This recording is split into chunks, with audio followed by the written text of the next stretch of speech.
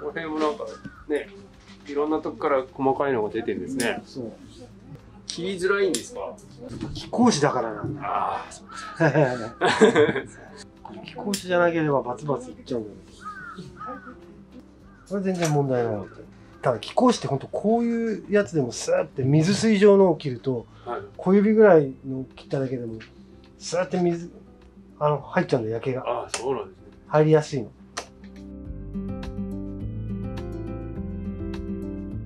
こんにちは、さつきチャンネルです。今回も渋谷園新川さんの実技を紹介します。今回の素材は立ち上がりのサバ幹や大きく曲がる幹模様が特徴の貴公子です。貴公子はさつきの品種の中でも枝枯れや焼けが入りやすい品種として知られています。大きな枝を抜かずに空間を作る仕立てに注目です。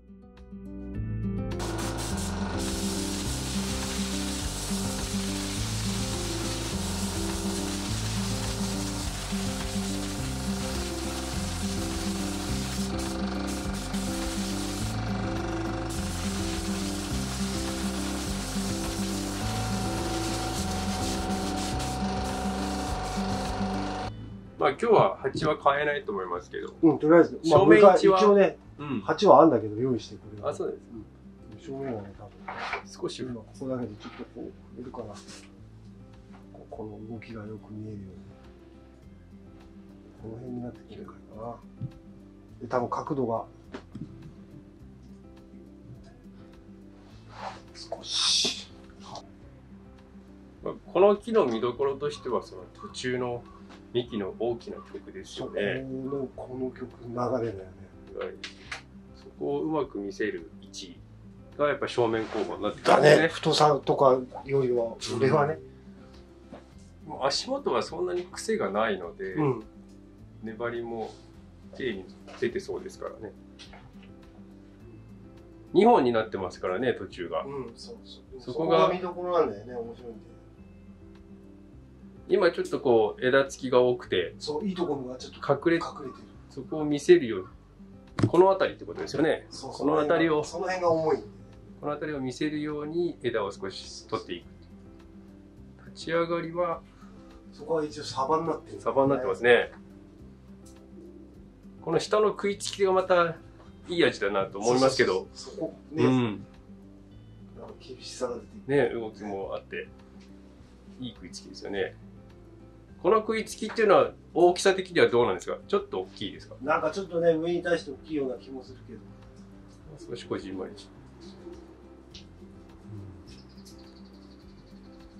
もう枝棚が細かくこう作ってきたんだなっていう感じがあって、丁寧に仕立てられてた感じありますね。もうね。じゃあこれをきれいにしてもらいましょう。はい。はい。まずこの時期は葉っぱの状態はどんな感じですか？もう今フルパー落としましたね。フルパー。で年々落ちなくなってきてるんだよね。あったかい温暖化のせいで落ちるのが遅くなってる。本当はもうこういうのが全部落ちた状態でハサミ入れると楽なんだけどね。よく見えるから。まだ落ちきってないっていうことですね。だ本当はこう全部取ってからやると。もう12月ですけどね。いいんだけどね、こうやってフルパン。ああ、大変だ。これを全部やってからで入れると、これだけでだいぶスッキリしちゃうから。そうですね。フルパ取るだけで。だけど、今回も並行してフルパと両方取りながらメスで貴公子だから、あんまり大きい枝をいつもみたいに抜いてこう空間を作ると、貴公子ってほら、枝枯れする。枝枯れもするし、焼けやすいから、なるべく元から枝はあんまり、抜かない。太いのはあんまり外したくない。あまりね。ということは、やっぱりその棚を小さくして、空間を作る。小枝でこう、空間を作って抜いて。そこから。一番やっぱポイントっていうかな、自分の中で一番バランス取りやすいところを最初に決めて、そこからあと、バランス取って枝の長短を決めるから、多分一番長くなるとこはここかここだと思うんだよね。だけどやっぱ、オーソドックスな木でいうとこう差し枝っていうか、利き枝っていうか、そこが俺はここを決めてからバランスとか、まあ、どこでもいいんだけど、ね、ここからやってもいいし、基準の場所を一番最初に決めたら、はい、それを元に枝の長短とバランス。こういう木ってすごく難しいんですけど、立ち上がり左行って頭右行ってるじゃないですか。木の最終的な流れってのはどっち向きになるんですか？でも利き枝が今右って言ってるってことは、これはもう右流れ。立ち上がり見ると左流れ。そうですよね。こっちをグワッてこのままこっちに流していけば左流れになるんだろうし、でもこの木でいくと戻って右流れ。右流れにね、差しを右に作っていくっていう。こういう木は難しい。難しいですよね。こういう自然の木っていうのは。これはもともとはでも庭木とか畑に植わった木なんでしょうね。畑っていうか、寄せ木じゃないですよね、こういう木はね。まあやっぱこう雪降るようなところじゃないから、こんだけ潰されるような環境のところなんでね、いい動きがあって面白いですよね。はい、じゃあそこのじゃあ長さを決めるというところですね。長さは大体ここで決まりだと思うんだよ。ここは。そしたら小枝の整理で。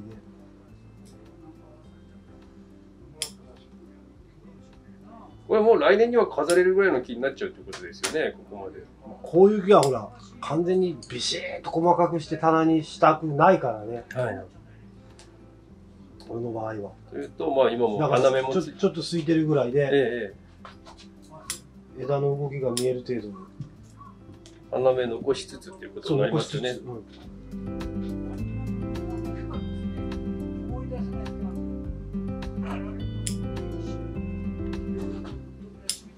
メスカシの作業っていうのは、まあ大体どの木でもやるとは思うんですけど、基本はこうもう2本で、基本はね、ただ穴が開くようなとことか寂しくなりそうなとこはこう3本ですけど、で大体こう自分の方に向いてくる芽を残すのが、下から見た時に全部こう揃うように流れに沿った。そう。こう脇に邪魔しに行ってるやつとか、完全に向こうに行ってるようなのを抜いていく。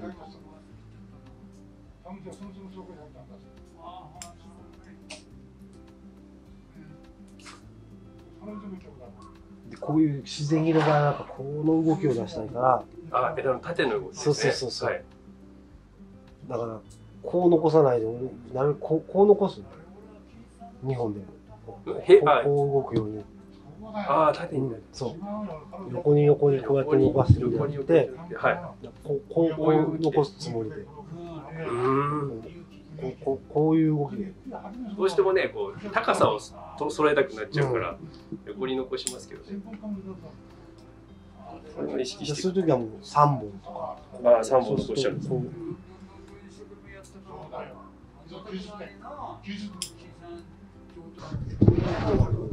針金でこう揃えたくなるんだけど、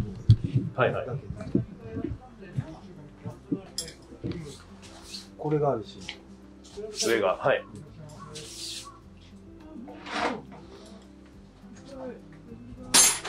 上があるし、やっぱりこの曲、縦の動き、この動き出したいから、これなくなるとここ一回ガクンと下がる。このラインに目がいくと思う。でそこ取っちゃうんですね。これがあるとやっぱり会った時のっていうのはこう分散するんだよね。目が。目の動きが。線がこう2つあると。これがなくなると今度この動きが今度強調になる。そうですね。でここも揃うし。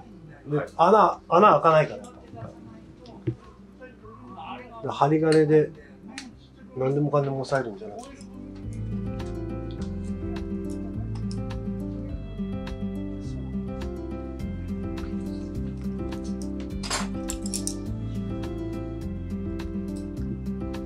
そうですね。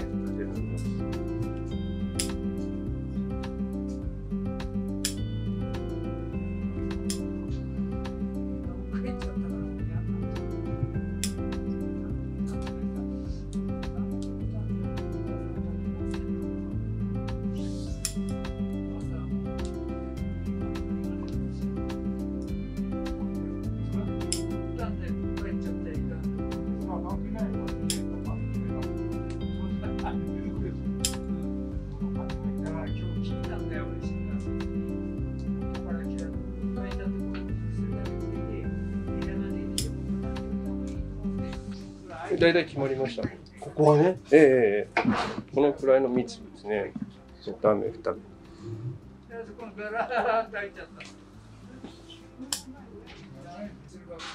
こうどうしてもこれ抜いちゃうと穴開くし、でもこれをそういう場合だけ、こういうとこだけちょっと針金をかけて寄せてあげる。寄せてこうやって調整してあげれば、はい、抜けないとこはね、ここはかける。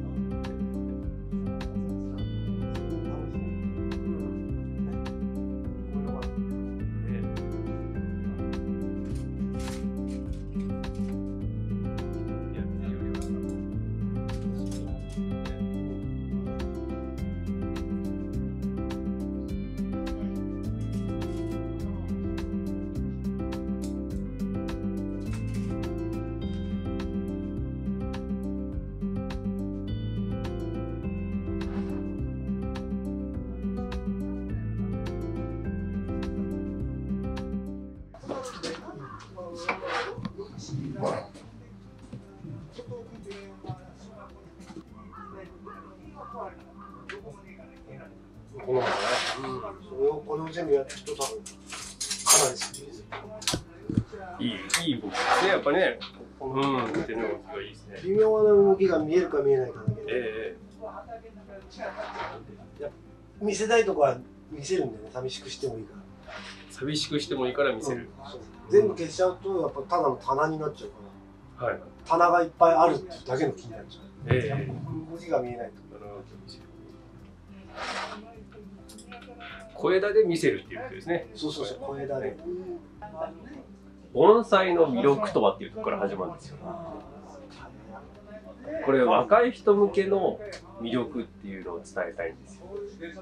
私こういう姿を見ると、年取ってからこんなに仲間がいてっていうのはすごく幸せだなって思うんですよ。それ盆栽の魅力だなっていうのもあるんですけど、それを若い人に言っても分かんないじゃないですか。ペットの感覚とは違うんですか、やっぱり。まあ近しいものはあるよね。ただ動いたりはしないけど、でこうやって切ってて来年ここから芽が増えてそれに花が咲きゃ嬉しいし、松だってね芽が出てくれば嬉しいし、で自分の形に持っていけるじゃん。持っていきますね。で手を抜けば割れるし、手をかければどんどん良くなるし。作品を生きた作品を作っていくっていう感覚はありますよね。その木を見れば自分のほら思い出の場所、結構ほらあの山にあった木かっこいいって、それを家で自分でジオラマ感覚だよね。ああ、そうですね。若い人にはそんなにいいかもしれないですね。でもすごい集中できるじゃないですか、盆栽って。前もさ、なんかこう。みんな病気持ってる方も盆栽に集中すると耳鳴りが収まるとか、精神的にもすごくリラックスできるし、でも集中できるし。精神ケアとか、そういうのにもいいんだよ。仕事で悩んでるとか、なんか悩みがあってもこれに集中するから忘れるし、いろんな魅力がありました。これがあることによってここが抜けないんですと。そうですね。こいつがある。これを抜くと今度向こうまで透けて見えるから、やっぱここの動きも強調されるから、ここはね楽と。ああ、そうですね。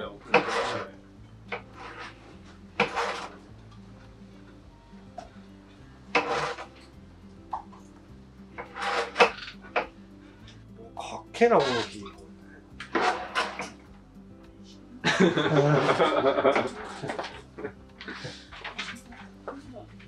これが魅力よ。自分でやって自己満足、自己統制。なかなか自分でやってて、これかっこいいねってなることないでしょ。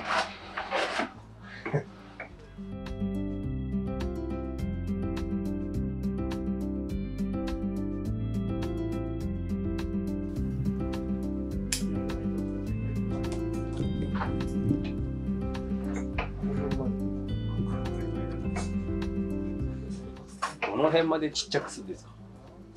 いや、そんな極端にちっちゃくしない。ああ、そうです。この動きがなくなっちゃう。ああ、いい動きしてるんですね。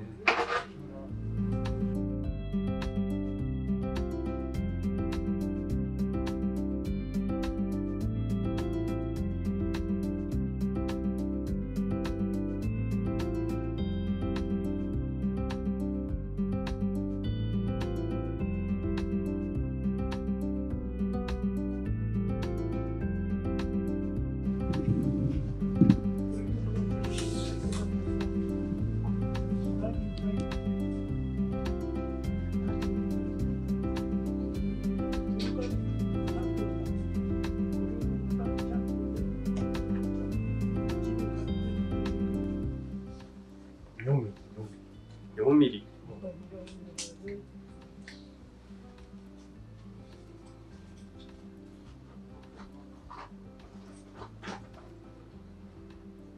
4ミリ1本と2ミリ2本ってどっちが効くんですか？4ミリ1本の方が効くな。おお、そうですか。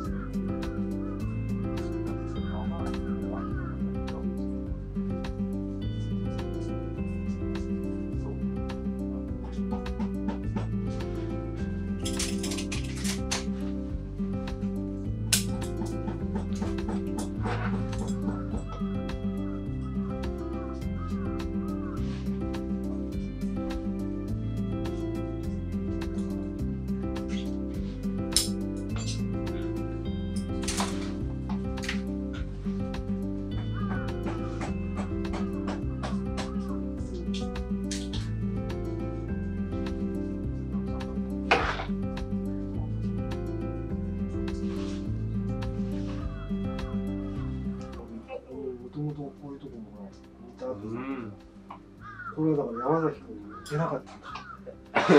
切りっぱなしで。ああ、そうそう、切りっぱなしなんですよね、それ。もうちょい長く残してくれればやったら削れるんです。それでも、そのまま、まあ、後ろだから気にしないっちゃ気にしないんでしょうけど。でも、ちょっと削り直したいよね。削り直したい。切り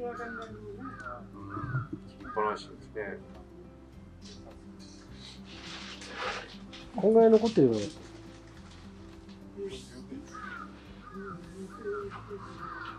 その辺もなんかね、いろんなとこから細かいのが出てるんですね。そう。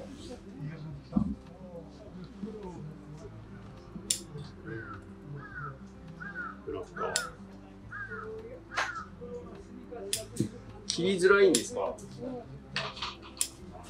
貴公子だからな。ああ、そうそうなんだ。わかんないと切っちゃいますよね。気候種じゃなければバツバツいっちゃうんだよ。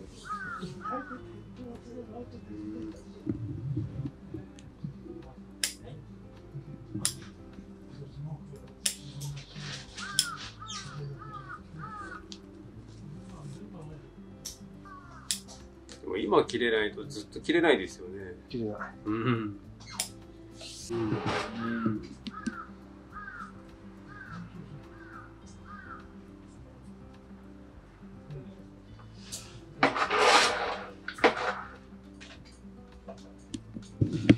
れはな、傷があるわけじゃねえからな。これは取れそうだな。これは取れそう。うん。い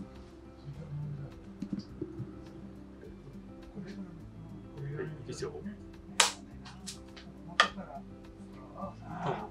れが今度重ならねえか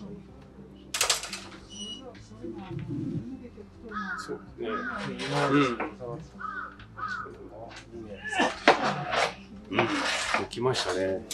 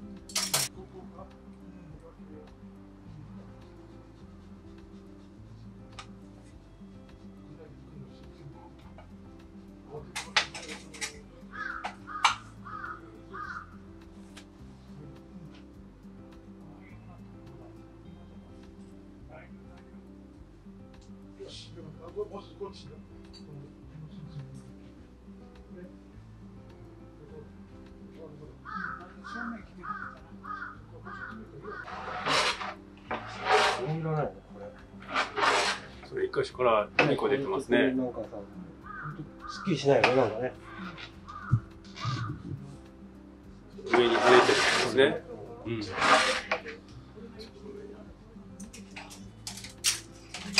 これぐらいなら取っていいよ。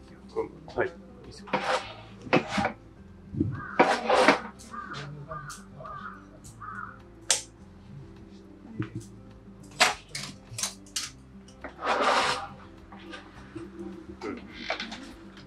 お、すっきりしたね。抜けました。うん。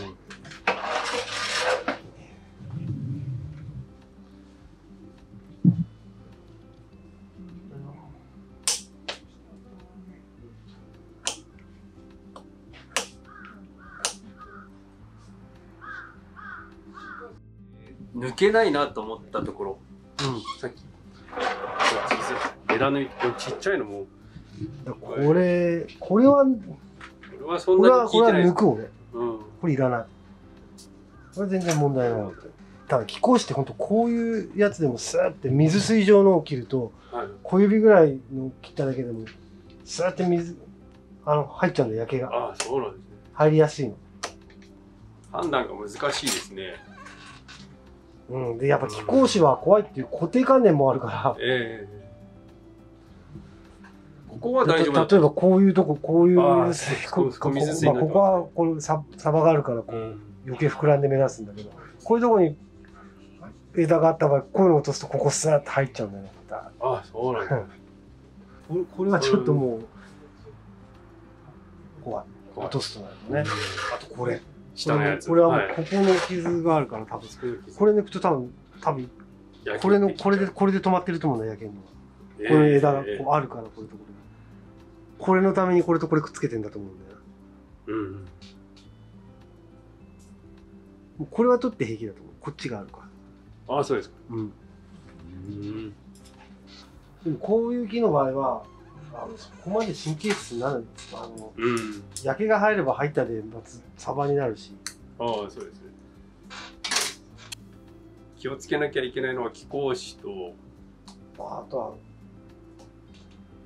なんだろ大阪の枝枯れと気孔子の枝枯れって違うなんかまた違うんですよね。う。気孔子もなんか性があって全然平気だから、平気なのとダメなのが、針金に弱い気孔子もあるし、あ、そうです。花形、底のよく抜ける剣弁の気孔子は針金とかに弱いんだよ、なんか。あ、そうです。丸弁のあんま底の抜けない気孔子は強い。で、管理じゃないんですね。管理じゃない、あれ、消防なんですね。でその丸弁の気孔子は多少枝枯れしにくいとかっていう傾向もあるんですか？そう、しにくい。大あ阪の1号証と2号証みたいなもんじゃないの。あ、大阪も2号証になると枝枯れしないもんね。そうですね。椿山って枝枯れするんですか？する。あ、するんですか？大阪の1号証よりもっと性のいいのが椿山なんだよ。そうですね。でも聞くのはやっぱり大阪の枝枯れは枝先で止まるんですけど、気孔子の場合は枝元まで行っちゃうから怖い。そう。うんずーっとその枝全部スーっていっちゃう。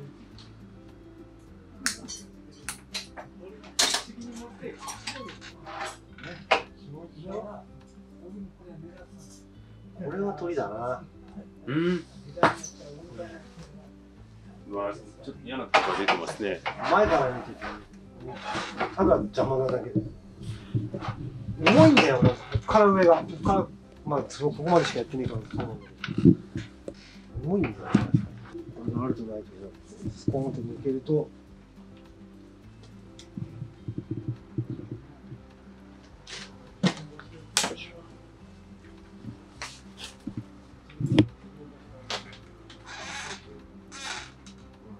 うん。そうすると、こっから上が結構重いから、これも取る。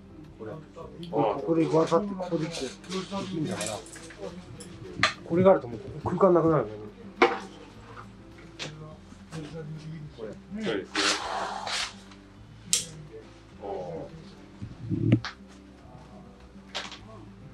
ああ、だいぶ抜けましたよ。ね。うん。その辺の上の枝が全部立ってますよね。そうこういうのを今度グッと下がって下がっていく。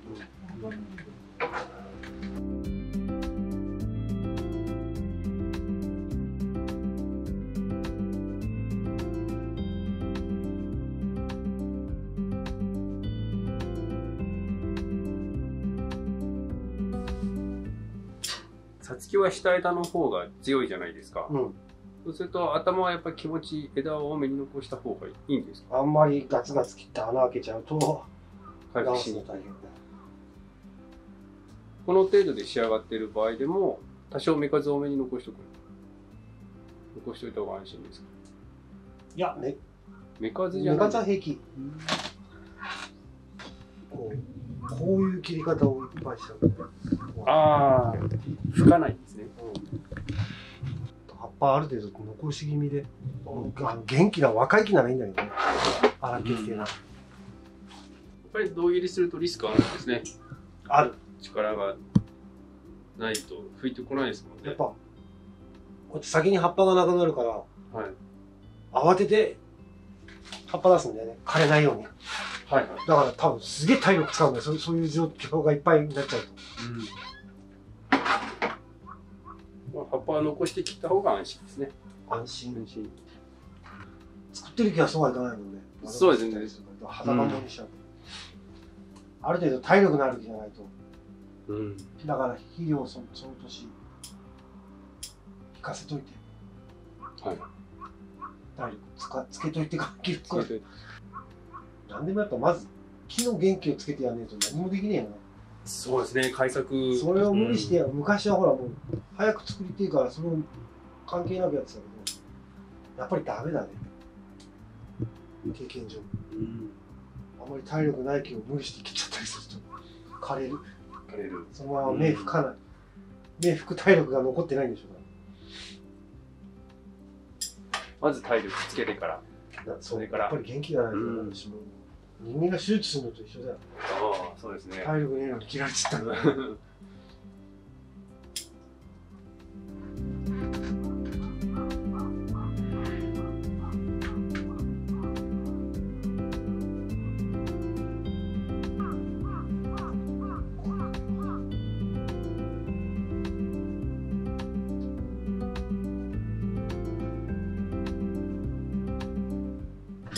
今回木の留め方がすごく簡単ですよね。くるくるっと巻いただけなんですね。そう。いつもこうでしたっけ？うん。いつも太いのを落とすときは、2だからこう輪っかにして真ん中を巻いて。あ、そうですよね。今回は手でそんなに太いのをがっつり下げるわけじゃないから。でもこれで止まるんですね。止まる。緩んでいかないですか？これで止まる。もう3回巻いとけば止まる。これで滑ってこう行くことはない。本当はこのまま枝先までかけて。そっちにも。こうやってやってもいいんだけど。簡単でいいですね。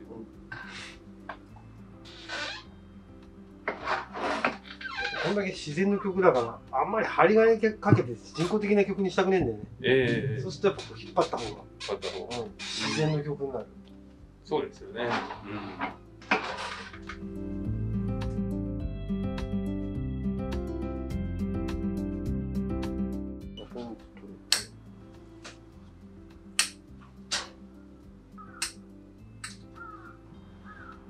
こっちに。はいはい。となると、位置が変わると。こっちになる。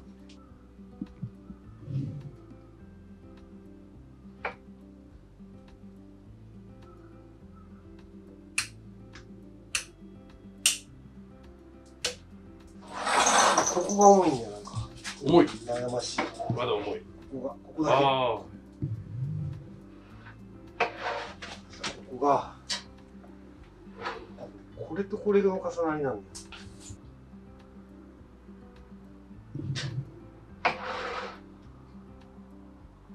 ここの動きがなんかなくなるんだよね。なくなるとか目立たなくなる。それ逃がす。抜く。抜く。うん。取って取る。はい。おお、ちっちゃく。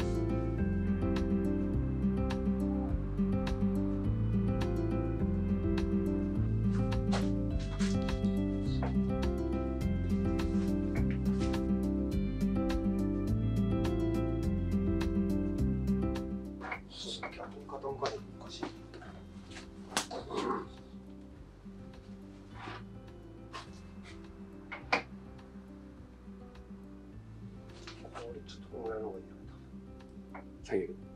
うん。い